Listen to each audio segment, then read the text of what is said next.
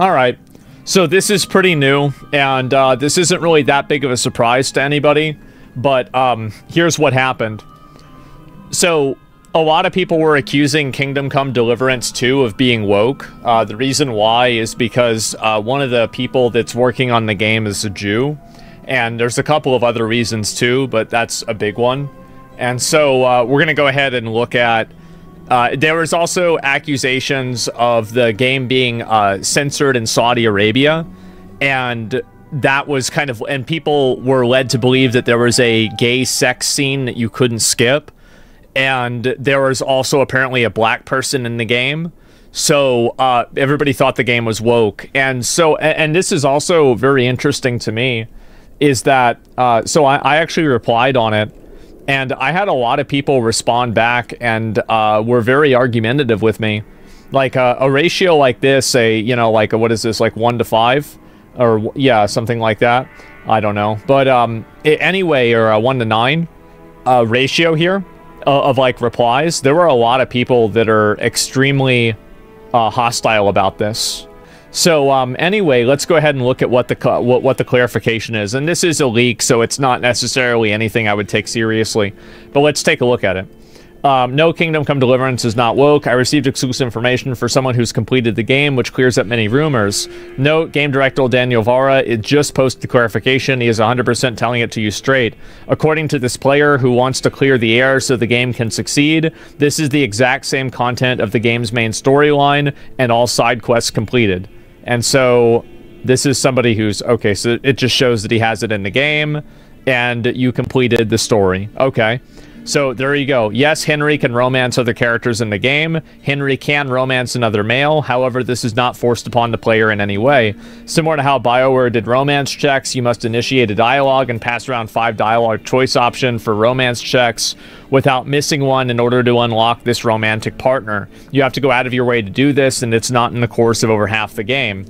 The dialogue options for male romance are treated with very secretive and taboo, and in line with the historical times. The romance scene is extremely brief and entirely skippable. The 5 seconds of kissing and the 5 seconds of them on the bed naked. No one is hanging, and they're just on top of each other kissing. The other cutscenes with Henry and women are much more vulgar, haha.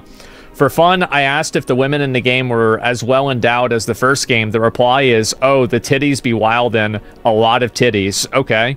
All cutscenes are skippable, plus story side missions, romance scenes can all be skipped too. There's no other examples of LGBTQ stuff in the game, minus one character from the first game, but his sexuality isn't even mentioned. Main quest for sure, not all side quests have been played yet. And many people are talking about Itzvan and Eric from the first game being gay. In this one, it's not even mentioned in the main story. Well, it's confirmed that in the first game, Itzvan is gay in the first game. To my knowledge, they don't even reference it in this one. There is a black character in the game. He's a medic.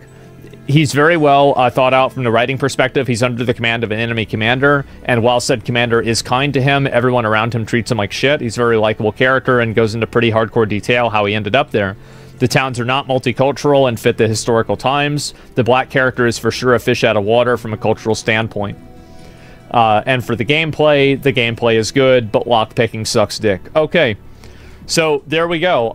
So we have a literal token black guy, alright, that makes sense. And, yeah, well, I guess that pretty much settles it. It looks like the game is not actually woke, and as of no surprise to anyone, people are completely overreacting for no reason. And so, yeah, there we go. Now, the person could be wrong, by the way. They could be wrong and lying, but I don't think that they are. I think this is what would make sense. So much of culture is woke, though, and we've been gaslit for so long, hard to trust anything. Yeah, I think that's what's happening, too. I think that people are so radicalized against the woke content and stuff that anything that they read nowadays that even is 5% woke, they will automatically freak out and get really mad about it. I think that's what's happening. The black belt take, they don't value their time, they just don't take the attention span to get a shiny every 10 minutes. I don't think that's the case either, because you have games that are slow burn type games. Like, for example, I think a great example of this is Metaphor. And this game was pretty much well liked by everybody in the gaming community that really played it. So I think that you have a number of games that have been released recently that have had like much more of a long-form gameplay experience. So I think that MMOs in general are kind of falling off because people don't like investing huge amounts of time into something for no reason. Because there's a lot of video games that you have to invest like hundreds of hours into them in order to like do certain things, and it's just not a good idea. Do you want to know the class fantasy, the fantasy expression that people want when they play an MMO? This is what people want. Right here. This is the fantasy that a lot of people have. And I would say actually there are two fantasies. This is the other fantasy. Now, I think that nowadays obviously this one is getting much more popular. But at the end of the day, I feel like for a lot of the core MMO audience, and even for a lot of younger people, there's still the camaraderie. And actually, you know what, an even better example, this is actually not even a good one. Like nowadays, this is the new one, right? This is basically Lord of the Rings for weebs, is Freerun.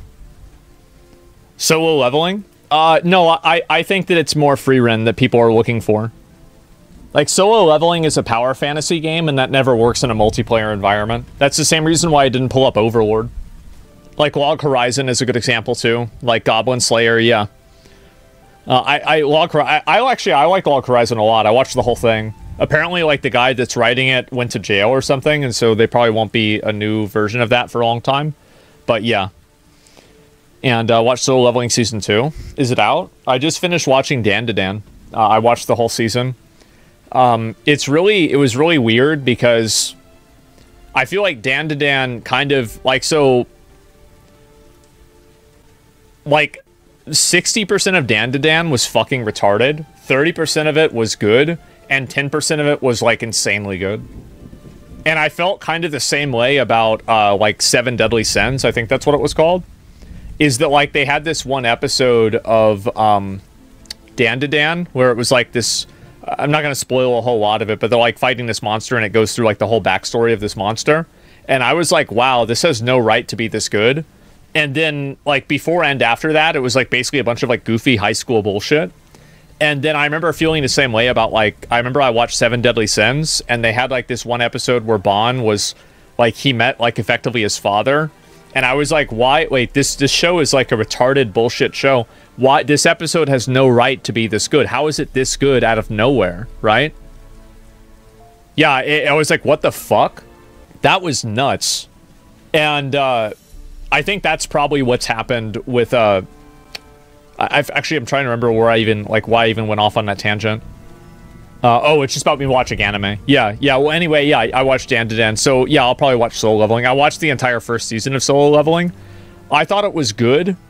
I think my favorite one is probably Overlord, because I like how morally ambiguous it is. I think that's really cool.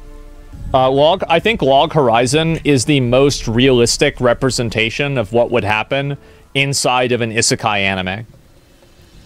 Like, out of all of them, I think Log Horizon is the most realistic and the most authentic, like, variation of it. How about Konosuba? That's just, like, this, like, guy, like, collecting hoes. Like, let's be honest. I mean, Konosuba is not awful. Like, I watched part of it. It's a Gunner anime. I don't even think it's really that much of a Gunner anime. It's just kind of... It's like something I would really like if I was 15, right? Like, there's parts of it that are really good, but... That's it. That's hilarious. Yeah, I think it's funny. It's alright.